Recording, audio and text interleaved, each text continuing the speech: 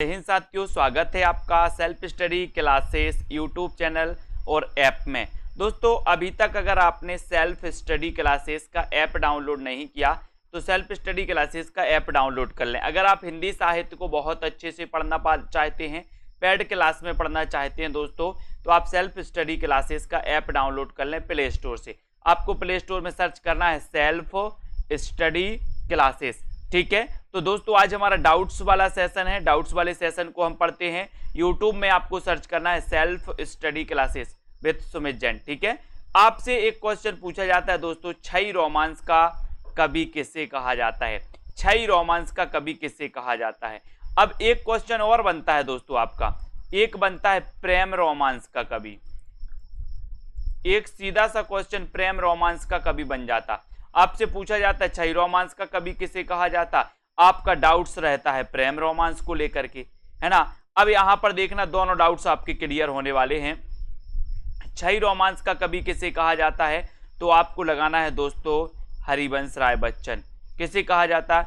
हरिवंश राय बच्चन। और अगर आपसे पूछा जाए कि प्रेम रोमांस का कवि किसे कहा जाता है, रामेश्वर शुक्ल अंचल। बोले सर इसमें कैसे याद करेंगे? बोले हमारे अंचल, अंचल मतलब क्या होता है? क्षेत्र। हमारे अंचल में बोले प्रेम का रोमांस होता है। हमारे अंचल में का प्रेम का, ठीक है। तो अंचल से क्या हो जाएगा? प्रेम रोमांस के कवि अंचल और क्षयी रोमांस के कवि हरिवंश राय बच्चन। इतनी सी चीजें आपको याद रखनी है और आप ये कभी नहीं भूलोगे। कामायनी एक पुनर्विचार आलोचना के रचनाकार कौन है दोस्तों? अगर आपसे बन रहा है तो आपको कमेंट में लिखना है। इस प्रकार के बहुत सारे वीडियो में लेकर के आए हैं दोस्तों, बहुत सारे वीडियो आप तक प्रेषित किए हैं। कामायनी एक पुनर्विचार आलोचना के रचनाकार कौन है? रामस्वरूप चतुर्वेदी, रामेश्वर शुक्ल अंचल, मुक्तिबोध या फिर जैनेन्द्र कुमार। तो आपको पता है दोस्तों कि कामायनी एक पुनर्विचार जो रचना है वो किसकी है दोस्तों? ये मुक्तिबोध की है। किसकी? मुक्तिबोध की। लेकिन एक रचना और पूछी जाती है दोस्तों, कामायनी एक पुनर्मूल्यांकन। कामायनी एक पुनर्मूल्यांकन, ठीक है। यहां पर पुनर्विचार है, वहां पर पुनर्मूल्यांकन हो जाता है ना। तो पुनर्मूल्यांकन आपको याद रख लेना कि कामायनी एक पुनर्मूल्यांकन ये रामस्वरूप चतुर्वेदी की है। रामस्वरूप चतुर्वेदी, इसको आपको याद रख लेना है। कामायनी एक पुनर्विचार मुक्तिबोध, है ना, इसको आपको याद रख लेना। बोले कामायनी मुक्ति के लिए एक बार पुनर्विचार कर लो, मुक्ति के लिए पुनर्विचार कर लो, है ना। और रामस्वरूप चतुर्वेदी का पुनर्मूल्यांकन, पुनर्मूल्यांकन रामस्वरूप, बोले राम के स्वरूप का पुनर्मूल्यांकन, है ना। तो पुनर्मूल्यांकन दोस्तों, कामायनी एक पुनर्मूल्यांकन रामस्वरूप चतुर्वेदी और कामायनी एक पुनर्विचार मुक्तिबोध। आपने देखा होगा दोस्तों कि सीता जी जब कहां पर आई थी, वनवास से आई थी, तो उनकी अग्नि परीक्षा भी हुई थी, है ना। और दोस्तों उसके बाद लोग बोल रहे थे कि पुनर्मूल्यांकन करो, है ना, फिर से परीक्षा देनी पड़ेगी उनको। फिर धरती माँ उनके लिए दोस्तों ले गई थी, वो धरती में समा गई थी, है ना। तो ऐसी रामस्वरूप चतुर्वेदी कामायनी एक पुनर्मूल्यांकन इनकी रचना है। किसी कहानी से जोड़ करके दोस्तों आप इसको याद कर सकते हो। और कामायनी एक पुनर्विचार मुक्तिबोध की है, ठीक है। अब देखते हैं दोस्तों नए पत्ते किसकी रचना है? नए पत्ते, है ना, कई बार पूछी गई। और एक रचना पूछी जाती है दोस्तों नीम के पत्ते, है ना। एक रचना पूछी जाती है क्या? नीम के पत्ते। और एक रचना पूछी जाती है नए पत्ते, ठीक है। तो नए पत्ते मैंने आपको कई बार याद करवाया है कि सर जब नए पत्ते, पेड़ जो पेड़ होता है उसमें नए पत्ते आते हैं तो नए पत्ते कैसे होते? बोले सर निराले निराले होते हैं। कैसे होते? निराले। तो ये नए पत्ते जो रचना है किसकी होगी? निराले होते हैं तो निराला, ठीक है। अब फिर आपसे पूछा जाता है दोस्तों नीम के पत्ते, नीम के पत्ते किसकी रचना है? तो नीम के पत्ते, बोले सर हम दिन में नहीं तोड़ते। नीम के पत्ते दिन में तोड़ते आप? रात में तोड़ते क्या? रात में नहीं तोड़ते। कब तोड़ते हो? दिन में। दिन में तोड़ते हो तो ये रचना किसकी हो जाएगी? रामधारी सिंह दिनकर की। और दिनकर जी का जन्म कब हुआ था दोस्तों? 1908 में, ठीक है। 1908 में इनका जन्म हुआ था। दिनकर जी की उर्वशी रचना के लिए इन्हें क्या मिला था? ज्ञानपीठ पुरस्कार मिला था, आपको पता होगा, है ना, रामधारी सिंह दिनकर को। और नीम के पत्ते जो रचना है दोस्तों वो किसकी है? रामधारी सिंह दिनकर की है। और नए पत्ते जो रचना है वो निराला जी की है। इनको अपन को याद रखना है, ठीक है। ये डाउट्स वाले प्रश्न है। हिंदी साहित्य का उद्भव और विकास के रचनाकार कौन है? हिंदी साहित्य का उद्भव और विकास, ठीक है।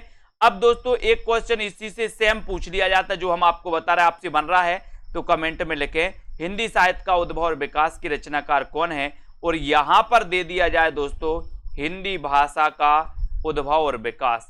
अब बहुत सारे लोग डाउट्स में आ जाते, आपसे पूछा जाता है हिंदी भाषा का उद्भव और विकास के लेखक कौन है, आप आओ देखते न ताओ और लगा देते हजारी प्रसाद द्विवेदी, जबकि हिंदी साहित्य का उद्भव और विकास ये हजारी प्रसाद द्विवेदी की दोस्तों रचना है, ग्रंथ है, जबकि हिंदी भाषा का उद्भव और विकास ये आपको याद रख लेना कि ये उदय नारायण तिवारी की रचना है, उदय नारायण तिवारी। ठीक है, तो हिंदी भाषा का उद्भव और विकास, भाषा का पूछे तो उदय नारायण, बोले भाषा का उदय, भाषा का क्या हुआ उदय, तो हिंदी भाषा का उद्भव और विकास उदय नारायण तिवारी, और हिंदी साहित्य का उद्भव और विकास हजारी प्रसाद द्विवेदी। ठीक है, ये डाउट्स भी आपका क्लियर हो गया दोस्तों।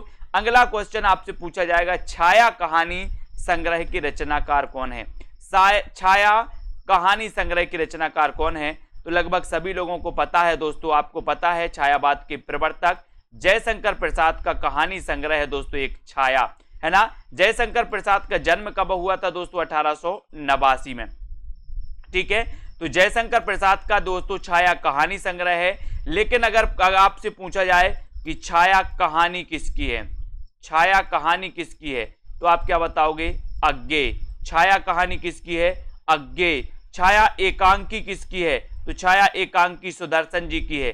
छाया कहानी किसकी है, अज्ञेय की। और छाया कहानी संग्रह किसकी है, तो जयशंकर प्रसाद। छाया कहानी संग्रह जयशंकर प्रसाद, छाया कहानी अज्ञेय और छाया एकांकी सुदर्शन की मानी जाती है। तो इन चीजों को आपको याद रखनी है दोस्तों। एक क्वेश्चन और पूछा जाता है जयशंकर प्रसाद से, याद आ गया, आपसे पूछा जाता है कि छायावाद के प्रवर्तक कौन है। तो कुछ लोग कंफ्यूज होते हैं दोस्तों, मुकुटधर पांडे लगा देते हैं, लेकिन आपको मुकुटधर पांडे नहीं लगाना है। अगर ऐसा क्वेश्चन आता है कि छायावाद के प्रवर्तक कौन है, तो आपको लगाना है जयशंकर प्रसाद। अगर आपसे पूछा जाता है कि आचार्य रामचंद्र शुक्ल ने छायावाद का प्रवर्तक किसे माना है, तब जाकर के आपको मुकुटधर पांडे लगाना है। ठीक है, अगर पूछा जाए ईला चंद्र जोशी ने किसे माना है, तो जयशंकर प्रसाद। नंद दुलारी वाजपेयी ने किसे माना है, तो सुमित्रा नंदन पंत को माना है। तो ऐसे बहुत सारा अपना ये सेशन होता है दोस्तों self study classes YouTube channel पर डाउट्स वाले प्रश्नों का। और आपको अगर दोस्तों हिंदी साहित्य का कोर्स में एडमिशन लेना है, आप टीजीटी, पीजीटी, मास्टर कैडर, है ना, HP टेट, यूके LT और हिंदी साहित्य से संबंधित किसी भी एग्जाम की तैयारी कर रहे हैं, तो आज ही दोस्तों सेल्फ स्टडी क्लासेस का ऐप डाउनलोड कर लें। वहां पर कोर्स लॉन्च किया गया और बहुत कम कीमत में आपको बहुत अच्छे से ट्रिकी अध्ययन करवाया जाता है, विस्तृत अध्ययन करवाया जाता है, डाउट सेशन, साथ में टेस्ट, सारी चीजें आपको वहां पर मिलने वाली है। ठीक है, तो आज के इस वीडियो के लिए बस इतना ही साथियों। जय हिंद।